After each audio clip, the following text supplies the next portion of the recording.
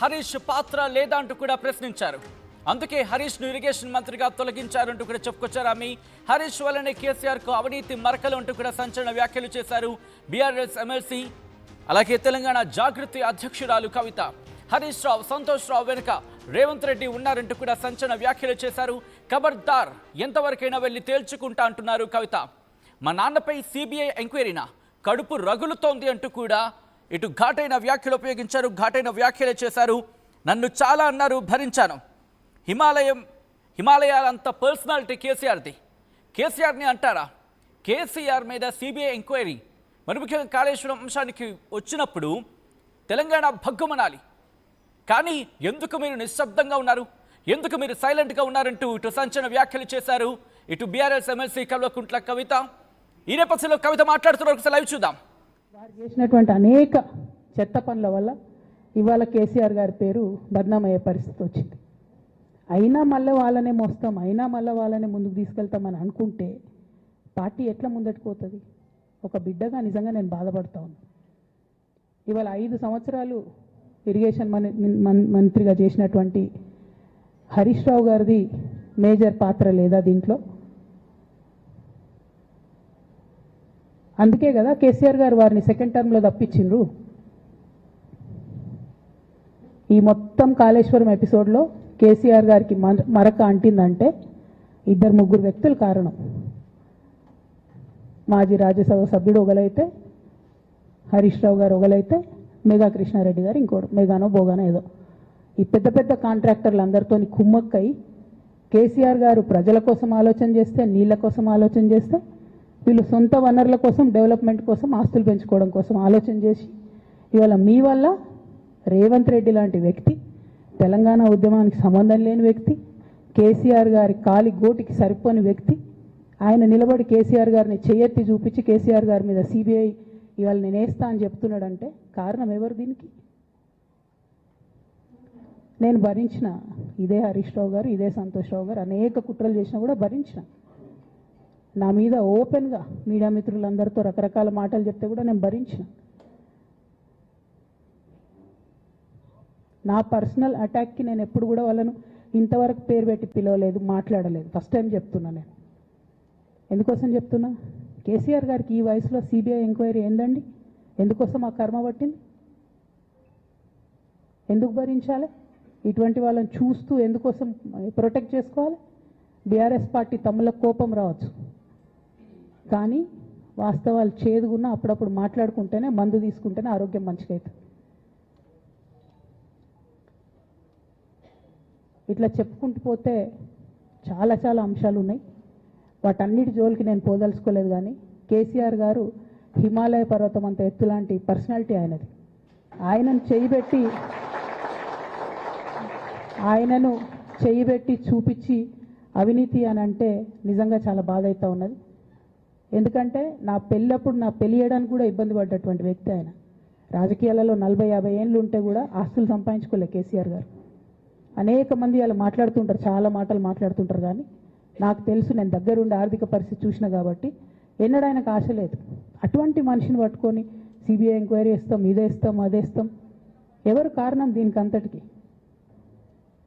ఈ చేతగాని కాంగ్రెస్ ప్రభుత్వం మీ ఏసీబీ వాళ్ళు పోయి కాళేశ్వరంలో పనిచేసిన 3 ఇంజనీర్లను పట్టుకుంటే ఒక్కొక్క ఇంజనీర్ దగ్గర 100 కోట్ల ఆస్తులు వెళ్తే మీకు ఎందుకు ఎంక్వైరీ చేసే దమ్ము లేదు? వాళ్ళు వెనకాల ఎవరున్నారో ఎందుకు ఎంక్వైరీ చేస్తలేరు? ఖచ్చితంగా నేను ఇవాళ చెప్తా ఉన్నా, హరీష్ రావు గారు వెనుక, సంతోష్ రావు గారు వెనుక రేవంత్ రెడ్డి గారు ఉన్నారు. వాళ్ళని ఖచ్చితంగా కాపాడతారు అన్ని విషయాలను. వాళ్ళని ఏమనరు, వాళ్ళ గురించి ఏం మాట్లాడరు. బాణం ఎంతసేపు కేసీఆర్ గారి మీద ఉంటుంది. కేసీఆర్ గారిని మాట్లాడాలి, కేసీఆర్ గారిని బదనాం చేయాలి. కానీ దగ్గరుండి ఈ అవినీతి అనకొండలు బీఆర్ఎస్ పార్టీని ఏదైతే డిస్టర్బ్ చేసిండ్రో వాళ్ళని మాత్రం ఏమనరు.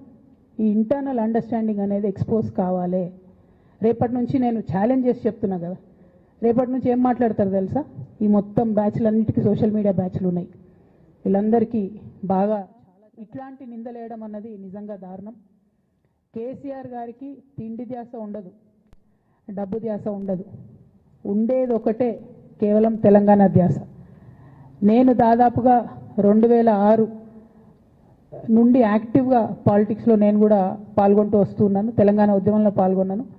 అప్పటి నుంచి ఇప్పటి వరకు కూడా నేను చూస్తున్నా, ఎప్పుడు కూడా కేసీఆర్ గారు తెలంగాణ విషయం తప్పితే, ప్రజల విషయం తప్పితే పర్సనల్ విషయాలు మాట్లాడే టైము 0.1% కూడా ఉండదు. అటువంటి ఒక మహానేత మీద, అటువంటి ఒక మహానాయకుడి మీద ఇన్ని అబాండాలు వేస్తూ, దాన్ని రోజుకొక రీతిగా చెప్పుకుంటూ, మాట్లాడితే చాలు కేసీఆర్ అవినీతి చేసిండు, మాట్లాడితే చాలు కేసీఆర్ ఏదో 1,00,000 కోట్లు దోసుకున్నాడు, నిజాం కన్నా రిచ్ అవ్వాలనుకున్నాడట. డెఫినెట్గా నిజాం బాటలోనే నడుస్తాం. నిజాం కట్టిన ఉస్మాన్ సాగర్లోనే కదా ఇయ్యాలటి కూడా హైదరాబాద్ ప్రజలు నీళ్ళు తాగుతున్నది. ఆ నిజాం ఆదర్శం, ఆ నిజాం స్ఫూర్తి అని కేసీఆర్ గారు చాలా సందర్భాలలో చెప్పిండ్రు. ఇవాళ కాళేశ్వరం కడితే నేను చెప్తున్నా గ్యారెంటీగా ఇంకా 200 సంవత్సరాల తర్వాత కూడా తెలంగాణ బిడ్డలు కేసీఆర్ గారిని తలుచుకుంటాం. అటువంటి గొప్ప ప్రాజెక్టు కాళేశ్వరం ప్రాజెక్టు. కేసీఆర్ గారి కూతురుగా, కేసీఆర్ గారిని దగ్గర నుండి చూసినటువంటి వ్యక్తిగా చెప్తున్నాను. ఫస్ట్ టైం ప్రభుత్వంలోకి రాగానే, అధికారంలోకి రాగానే ఒక 6-7 నెలలు అయితే కేసీఆర్ గారు తన ఆఫీస్ రూమ్లో ఒక టేబుల్ మీద ఒక వాల్ అంతా కూడా పెద్ద టీవీ స్క్రీన్ ఉంటే 6-7 నెలలు కంప్లీట్గా రీసెర్చ్లోనే ఉన్నారు. ఎట్లా నీళ్లు తీసుకురావాలి తెలంగాణకు, ఏం చేయాలి మనం అనేటటువంటి రీసెర్చ్లు ఉన్నారు. అటువంటి వ్యక్తి మీద ఇట్లాంటి నిందలేయడం అన్నది నిజంగా దారుణం. కేసీఆర్ గారికి తిండి ధ్యాస ఉండదు, డబ్బు ధ్యాస ఉండదు. ఉండేది ఒకటే, కేవలం తెలంగాణ ధ్యాస. నేను దాదాపుగా 2006 నుండి యాక్టివ్గా పాలిటిక్స్లో నేను కూడా పాల్గొంటూ వస్తున్నాను. తెలంగాణ ఉద్యమంలో పాల్గొన్నాను. అప్పటి నుంచి ఇప్పటి వరకు కూడా నేను చూస్తున్నా, ఎప్పుడు కూడా కేసీఆర్ గారు తెలంగాణ విషయం తప్పితే, ప్రజల విషయం తప్పితే పర్సనల్ విషయాలు మాట్లాడే టైము 0.1% కూడా ఉండదు. అటువంటి ఒక మహానేత మీద, అటువంటి ఒక మహానాయకుడి మీద ఇన్ని అబాండాలు వేస్తూ, దాన్ని రోజుకొక రీతిగా చెప్పుకుంటూ, మాట్లాడితే చాలు కేసీఆర్ అవినీతి చేసిండు, మాట్లాడితే చాలు కేసీఆర్ ఏదో 1,00,000 కోట్లు దోసుకున్నాడు, నిజాం కన్నా రిచ్ అవ్వాలనుకున్నాడట. డెఫినెట్గా నిజాం బాటలోనే నడుస్తాం. నిజాం కట్టిన ఉస్మాన్ సాగర్లోనే కదా ఇయ్యాలటి కూడా హైదరాబాద్ ప్రజలు నీళ్ళు తాగుతున్నది. ఆ నిజాం ఆదర్శం, ఆ నిజాం స్ఫూర్తి అని కేసీఆర్ గారు చాలా సందర్భాలలో చెప్పిండ్రు. ఇవాళ కాళేశ్వరం కడితే నేను చెప్తున్నా గ్యారెంటీగా ఇంకా 200 సంవత్సరాల తర్వాత కూడా తెలంగాణ బిడ్డలు కేసీఆర్ గారిని తలుచుకుంటాం. అటువంటి గొప్ప project Kaleshwaram project. Right of the MLC Kavitha చేసిన సంచలన వ్యాఖ్యలు. కొద్దిసేపటి క్రితం ఆమె ప్రెస్ మీట్ నిర్వహించే అంశానికి సంబంధించి మాట్లాడుకుంటూ వచ్చారు. సిబిఐ విచారణ, అది కూడా మాజీ ముఖ్యమంత్రి తన తండ్రి కేసీఆర్ మీద సిబిఐ విచారణ. కడుపు రగిలిపోతోంది. మీకెలా ఉందో తెలియదు కానీ నాకు మాత్రం కడుపు రగిలిపోతోంది అంటున్నారు ఎమ్మెల్సీ కల్వకుంట్ల కవిత. ఈ నేపథ్యంలో కొన్ని సంచలన వ్యాఖ్యలు చేశారు. ఒకటే చెప్తున్నారు ఆమె, ఇటు హరీష్ రావు అలాగే సంతోష్ రావు వీళ్ళిద్దరి పేరును ప్రస్తావిస్తూ మేఘా కృష్ణారెడ్డి పేరును కూడా ప్రస్తావించడం జరుగుతోంది. వీళ్ళ ముగ్గురు వల్లే ఈరోజు ఇటువంటి సిచ్యువేషన్ దాపురించింది అని అర్థం వచ్చేలా మాట్లాడుతున్న పరిస్థితి. మరి ముఖ్యంగా ఆమె ఇంకొక మాట అనడం జరిగింది. నన్ను చాలా మాటలు అన్నారు, అయినా భరించాను, అయినా ఇప్పుడు నేను భరించేది లేదు. ఎందుకంటే నన్ను ఎన్నెన్నా భరిస్తా, కానీ కేసీఆర్ విషయానికి వస్తే మాత్రం విడిచిపెట్టేదే లేదంటున్నారు ఆమె. హిమాలయాలంతా ఎత్తు ఆయన పర్సనాలిటీ కేసీఆర్ అంటూ కూడా చెప్పుకొచ్చారు ఎమ్మెల్సీ కవిత.